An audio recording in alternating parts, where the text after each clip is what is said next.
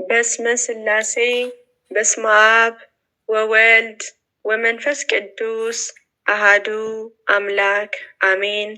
የልብ አምላክ የቅዱስ ዳዊት መዝሙር መዝሙረ ዳዊት መዝሙር ምዕራፍ 131 አቤቱ ዳዊትን ግርህነቱን ሁሉ አስብ።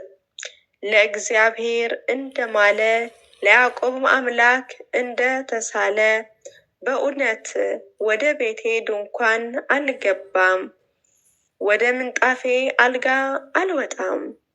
ለዓይኖቼም መኝታ ለሽፋሽፎቼንም እንቅልፍን ለጉንጮቼንም እረፍትን አልሰጥም።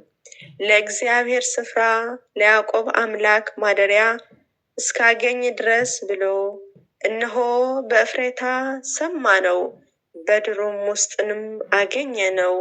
ወደ ማደሪያዎችን እንገባለን፣ እግሮቹ በሚቆሙበትን ስፍራ እንሰግዳለን። አቤቱ ወደ እረፍትን ተነሳ፣ አንተና የመቅደስን ታቦት።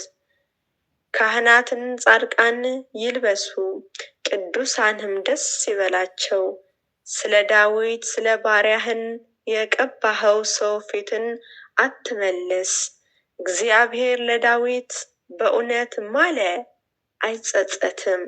እንዲህም ብሎ ከሆድህ ፍሬ በዙፋንህ ላይ አስቀምጣለሁ። ለእጆችንም ኪዳኔ ይህንንም የማስርላቸው ምስክሬን ቢጠብቁ ለልጆቻቸውንም ደግሞ በዙፋንህ ላይ ለዘላለም ይቀመጣሉ። እግዚአብሔር ጽዮን መርጧታልና ማደሪያውንም ትሆን ዘንድን ወዷታልና። እንግዲህ እንዲህም ብሎ ይህች ለዘላለም ማረፊያዬ ናት፣ መርጫታለሁና በዚችም አድራለሁ። አሮጊቶቿን እጅን እባርካለሁ፣ ድሃዎችንም እንጀራ አጠግባለሁ። ካህናትዋንም ደግነትንም አለብሳቸዋለሁ፣ ቅዱሳኖቿንም እጅግ ደስ ይላቸዋል።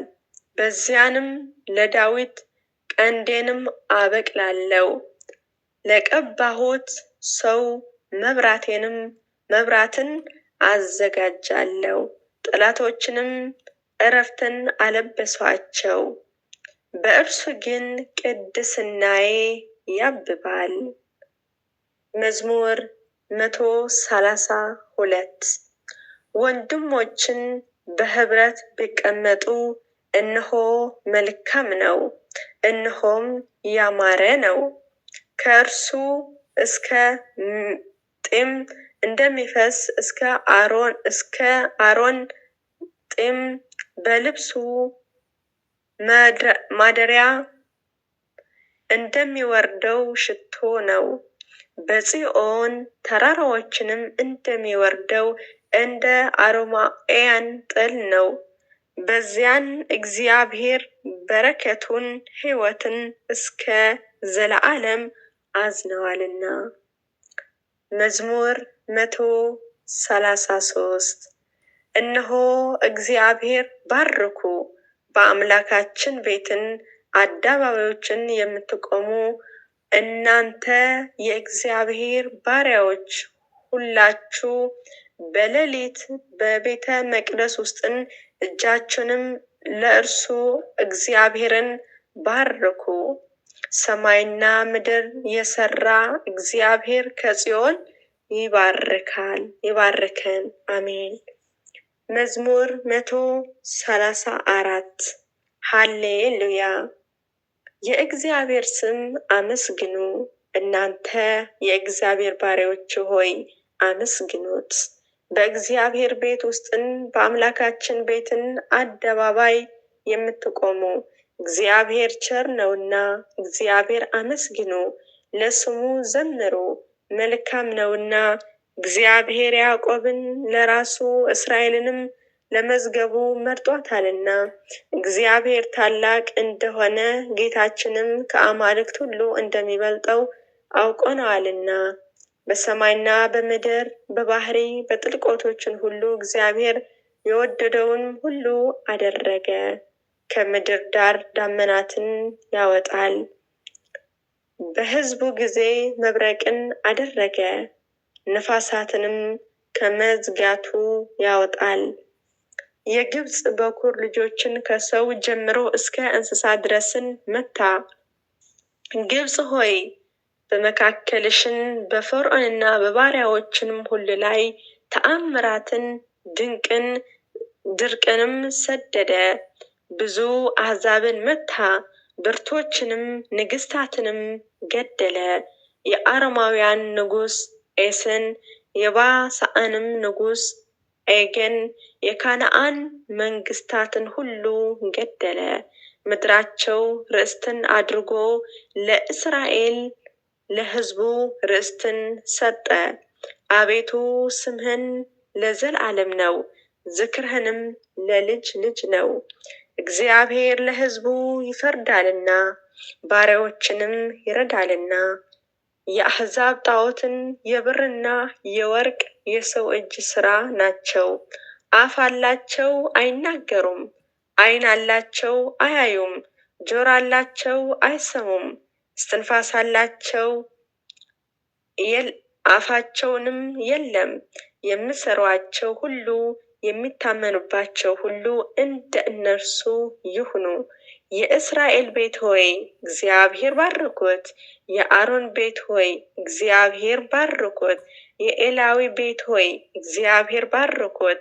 እግዚአብሔር የምትፈሩትን ሆይ እግዚአብሔር ባርኮት። በኢየሩሳሌም የሚያድር እግዚአብሔር ከጽዮን የተባረከ ነው። ሃሌሉያ። ምዕራፍ 135 እግዚአብሔር አመስግኑ፣ ቸር ነውና ምሕረቱ ለዘላለም ነውና። የአማልክት አምላክን አመስግኑ፣ ምሕረቱ ለዘላለም ነውና። የጌቶችን ጌታ አመስግኑ፣ ምሕረቱ ለዘላለም ነውና። እርሱ ብቻውን ታላቅ ተአምራትን ያደረገ፣ ምሕረቱ ለዘላለም ነውና። ሰማያትን በብልሃቱ የሠራ፣ ምሕረቱ ለዘላለም ነውና። ምድር በውኃ ላይ ያጸና፣ ምሕረቱ ለዘላለም ነውና። ብቻውንም ታላላቅ ብርሃናትን የሠራ፣ ምሕረቱ ለዘላለም ነውና። ለፀሐይ ቀንን ያስገዛው፣ ምሕረቱ ለዘላለም ነውና። ለጨረቃና ለከዋክብትን ሌሊትን ያስገዛቸው፣ ምሕረቱ ለዘላለም ነውና። በበኵራቸው ጋር ግብፅን የመታ፣ ምሕረቱ ለዘላለም ነውና። እስራኤልንም ከመካከላቸውን ያወጣ፣ ምሕረቱ ለዘላለም ነውና። በጸናችም እጅ በተዘረጋችም ክንድ፣ ምሕረቱ ለዘላለም ነውና። የኤርትራን ባሕር በየክፍሉ የከፈለ፣ ምሕረቱ ለዘላለም ነውና። እስራኤልን በመካከሉን ያሳለፈ፣ ምሕረቱ ለዘላለም ነውና። ፈርዖንን ሠራዊትንም በኤርትራ ባሕር ላይ የጣለ፣ ምሕረቱ ለዘላለም ነውና። ሕዝቡ በባሕር ዳር የመራ፣ ምሕረቱ ለዘላለም ነውና። ታላላቅ ንግሥታትን የመታ፣ ምሕረቱ ለዘላለም ነውና። ብርቶችን ንግሥታትን የገደለ፣ ምሕረቱ ለዘላለም ነውና። የአሞራውያን ንጉሥን ሴዎንን፣ ምሕረቱ ለዘላለም ነውና። የባሳንን ንጉሥ ዔግን፣ ምሕረቱ ለዘላለም ነውና። ምድራችንም ርስትን አድርጎ የሰጠ፣ ምሕረቱ ለዘላለም ነውና። ለባሪያውንም ለእስራኤል ርስት፣ ምሕረቱ ለዘላለም ነውና። እኛንም በማዋረዳችን አስቦናልና፣ ምሕረቱ ለዘላለም ነውና። ከጠላቶቻችንም እጅን አድኖናልና፣ ምሕረቱ ለዘላለም ነውና። ለሥጋ ሁሉ ምግብን የሚሰጥ፣ ምሕረቱ ለዘላለም ነውና። የሰማይን አምላክን አመስግኑ፣ ምሕረቱ ለዘላለም ነውና። የሰማይን አምላክ አመስግኑ፣ ምሕረቱ ለዘላለም ነውና። የሰማይን አምላክ አመስግኑ፣ ምሕረቱ ለዘላለም ነውና። አሜን። የልብ አምላክ የቅዱስ ዳዊት በረከት ረድኤት ይደርብን።